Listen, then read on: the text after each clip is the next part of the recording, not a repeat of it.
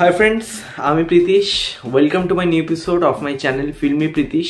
আর এই ভিডিওতে কথা বলবো upcoming Bengali movies 2025 in Durga Puja. মানে দুর্গাপূজায় কি বাংলা ছবি আসবে, কটা ছবি আসবে, কি আসবে সেই নিয়ে এই ভিডিওটা কথা বলবো। তার আগে জানাই শুভ সরস্বতী পুজো, প্রীতি শুভেচ্ছা অভিনন্দন। সবার সরস্বতী পুজো খুব ভালো কাটাও, ঘোরো, আনন্দ করো, প্রিয় মানুষের সাথে ঘোরো, ফ্যামিলিদের সাথে সময় কাটাও। এবং এই বলবো তো সরস্বতী পুজোর দিনই দুর্গাপুজোর যে মুভি, মানে দুর্গাপুজোর যে বাংলা ছবিগুলো রিলিজ হবে সেইগুলো ঠিক আছে, আমাদের সামনে যে আপডেটগুলো উঠে এসছে সেগুলো নিয়ে আমরা কথা বলবো এই ভিডিওতে। এবং তাছাড়াও এটা বলে রাখি যে পুজোর যে সিনেমা, মানে পুজোর যে বাংলা সিনেমাগুলো রিলিজ হয় সেগুলোর জন্য কিন্তু দর্শক ভীষণভাবে এক্সাইটেড থাকে এবং একটা আলাদা রকমের ক্রেজ কিন্তু বাংলা ছবি দেখা যায় পুজোর সময়।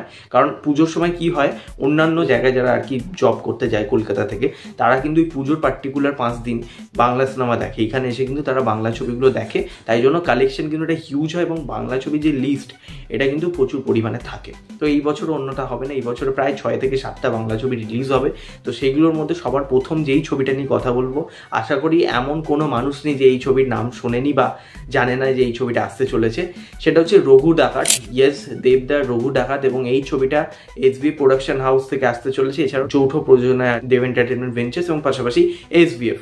আর এই ছবিতে একটা বড় স্টারকাস্ট রয়েছে, যেমন আজকের এই ছবিটা শুভ মহরত হয়ে গেল, যার মধ্যে আমরা দেখতে পাবো দেব তো আছেই, অনির্বাণ ভট্টাচার্য রয়েছে, তাকে শোনা যাচ্ছে সে ভিলেন হিসাবে এখানে থাকতে পারে।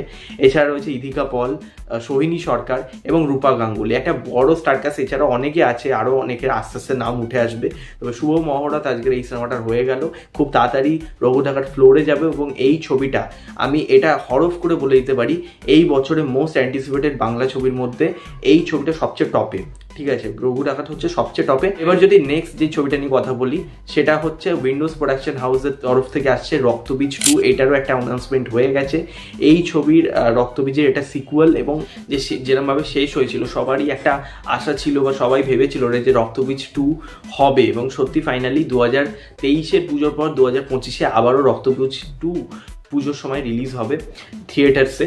এবং বলে রাখি, উইন্ডোজ প্রোডাকশন হাউস যে আগের বছর বহুরূপী দিয়ে একটা বড় ব্লকবাস্টার দিয়েছে, তো ডেফিনেটলি এই ছবিটা নিয়ে সবাই তাকিয়ে রয়েছে। এবং যেহেতু সিকুয়াল ভ্যালু, এছাড়াও এই ছবির তে রয়েছেন আবির রয়েছেন, মিমি রয়েছেন, ভিক্টর ব্যানার্জি রয়েছেন, শোনা যাচ্ছে সোহম চক্রবর্তীও থাকতে পারে। বা দেখার কতটা কি হয়, সামনের দিনে আমরা আরও জানতে পারবো। যদিও এই ছবির কোনো পোস্টার বা কিছু বার হয়নি, শুধুমাত্র একটা ফার্স্ট লুক বার করা হয়েছে মানে মেকার্সদের তরফ থেকে। তো এই ছবি নিয়ে ডেফিনেটলি একটা সবাই আশাবাদী। রক্তবীজ 2 এবং এই রঘু ডাকাত, এই দুটো বড় ছবির মধ্যে একটা আমরা টাসেল দেখতে পাবো। অনেকেই ভুল করবে যে রক্তবীজ 2 অনেকটাই পিছিয়ে থাকবে রঘু ডাকাতের থেকে, তা কিন্তু নয়।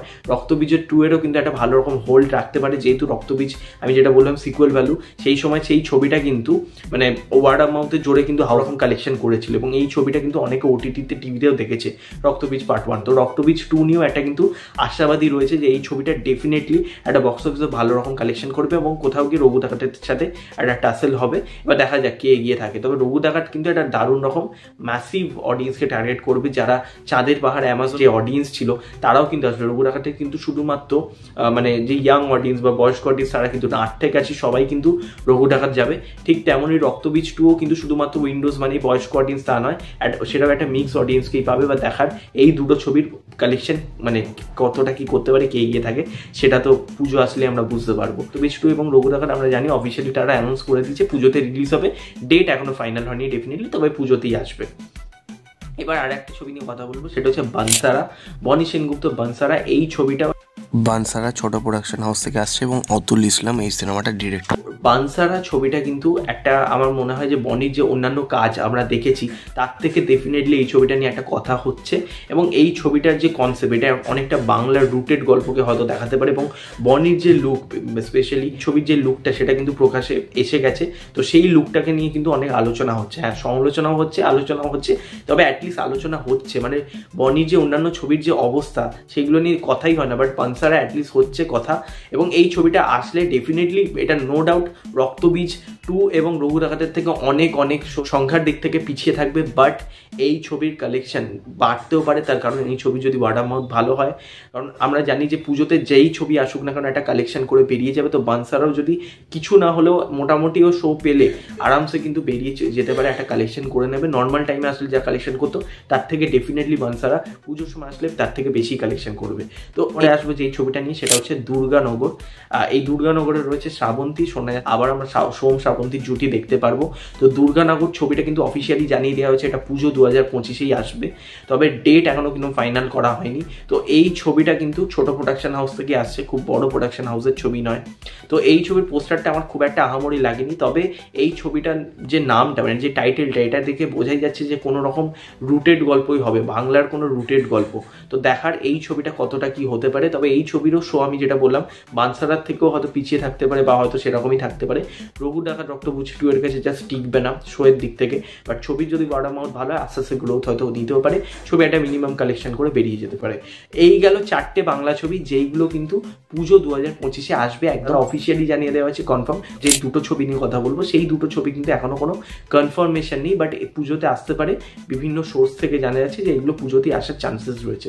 তার মধ্যে সবার প্রথম যে ছবিটা সেটা হচ্ছে এসকে মুভিজের আবার হাওয়া বদল, যে হাওয়া বদল 2, যেই ছবিতে রয়েছে পরমব্রত এবং রুদ্রনীল। এই ছবির যে ফার্স্ট পার্টটা সেটা কিন্তু হিট ছিল বক্স অফিসে, এবং সেই ছবির গান খুব প্রশংসিত হয়েছিল আগের মানে পার্টটার আর কি। তো এই ছবিটা নিয়েও ডেফিনেটলি একটা দর্শকের মধ্যে উৎসাহ থাকবে, এবং যেহেতু ছবিটা সেপ্টেম্বরে তারা রিলিজ প্ল্যান করেছে, মানে এসকে মুভিজের তরফ থেকে জানানো হয়েছে সেপ্টেম্বর, বাট কোনো ডেট জানা হয়নি। তবে আমার যেটা মনে হয় তারা কখনোই বোকার মতন সেপ্টেম্বরের শুরুর দিকে রিলিজ করবে না, যেহেতু পুজোটাও সেপ্টেম্বরেই পড়ছে, সেপ্টেম্বরের শেষে, তাই জন্য তারা কিন্তু সেপ্টেম্বর শেষেই রিলিজ করবে। ইয়েস, তারা কিন্তু কখনোই সেপ্টেম্বর শুরুতে রিলিজ করবে না, আমার অন্তত তাই মনে হয়। তবে মেকার্সরা এখনো কিছু জানায়নি অফিসিয়ালি। তবে এই ছবিটা যদি পুজোতে আসে, এই ছবিটা একটা মোটামুটি শো ধরে রাখবে ডেফিনেটলি। অনেক মানে একটা শো এর মধ্যে আমরা টেসেল দেখতে পারবো, এতগুলো ছবি যেহেতু রিলিজ হচ্ছে, এবং দুটো থাকবে আয়না মানুষ। ইয়েস, আয়না মানুষ ছবিটা ঢাকা প্রোডাকশন হাউস থেকে মানুষ সিনার ডিরেকশন আসতে চলেছে। তো এই ছবিতে থাকতে চলেছে সোহিনী সরকার এবং অনামিকা বসু, এছাড়াও বিশ্বনাথ বসু, এরা থাকতে চলেছে। তো এইটাও একটা বড় রকম ওই ধরনেরই একটা ধাঁচের ছবি, ফ্যামিলি ড্রামা, ঠিক আছে, যেরকম মানুষ সিনহা সচরাচর সিনেমা বানিয়েছেন দুটো, এটা আমাদের গল্প, এবং 5 নম্বর স্বপ্নময় লেন সেই ধরনেরই একটা কাজ। তো এই হচ্ছে, এটাও আসার কথা রয়েছে, এটা টিকায় বেরিয়েছে। তো দেখা যাক কি হয়। হ্যাঁ, 6টা সিনেমা আসতে চলেছে দুর্গাপুজোতে, এই লিস্টটা বাড়তে পারে সামনের দিনে, অবাক হবেন না। 2017, 2018তেও এরকমই হতো, 6-7টা করে বাংলা ছবি রিলিজ হতো পুজোতে। তো এই বছরও হতে চলেছে, ঠিক আছে। মাঝে কিন্তু আমরা এই ধরনের এতগুলো ছবি আসা বন্ধ হয়ে গেছিলো, যেমন আগের বছরে কিন্তু 3টে ছবি রিলিজ হয়েছিল। এই বছর কিন্তু একটা huge number of cinema release হবে পুজোর সময়, ঠিক আছে। এবং মানে সবচেয়ে যদি বলি বড় বাজেটের দুটো ছবি রয়েছে, রক্তবীজ 2 এবং রঘু ডাকাত। এবার অনেকেই বলবে যে হ্যাঁ কেন দরকার ছোট বাজেটের ছবিগুলো রিলিজ হওয়া। দেখুন, আমি ওই এতেই যাব না, তার কারণ হচ্ছে যে সবকটা ছবি চাইবে যে, সবাই চাইবে যে আমার ছবি ভালো চলুক, দর্শক আনুক, ঠিক আছে। তো ছোট বাজেটের ছবি নর্মাল টাইমে যা কালেকশন করবে, কথার কথা বানসারা যদি নর্মাল টাইমে যে কালেকশন করবে পুজোর সময় কিন্তু তার থেকে ডেফিনেটলি ভালো কালেকশন করবে, তার থেকে বেটার কালেকশন করবে। তাই জন্যই তো তারা পুজোর সময় রিলিজ করছে। তো এটা ভুল কথা যে দুটো বাংলা ছবি আসছে, বড় ছবি, তার মাঝে কোনো ছবি নাই আনার ভালো, এটা আমি অন্তত এর সাথে একমত হব না। শো নিয়ে তো ঝামেলা হবে, কিছু করার নেই, আমাদের বাংলা কালচার এটা হয়ে গেছে, কিছু করার নেই, প্রত্যেক বছরই শো নিয়ে ঝামেলা হয়। সে দুটো ছবি আসুক, 3টে ছবি আসুক, ঝামেলা হবে, ঠিক আছে। কিন্তু এরম নয় যে ছোটো বাজেটের ছবি না আনাই ভালো, এটা যারা মনে করে আমি তাদের সাথে একদমই একমত নই, আমার মতামত আলাদাও হতে পারে। ডেফিনেটলি ভিডিওটা আমি এখানেই শেষ করছি, এবং তোমরা কোন কোন ছবি নিয়ে এক্সাইটেড রয়েছো কমেন্টে অবভিয়াসলি জানিও যে তোমরা কোন ছবিগুলো নিয়ে এক্সাইটেড, এবং লাইক করতে ভুলো না ভিডিওটা ভালো লাগলে, আর সাবস্ক্রাইব করো, পাশে বেল আইকন ক্লিক করো। ততক্ষণের জন্য টাটা, নেক্সট দেখা।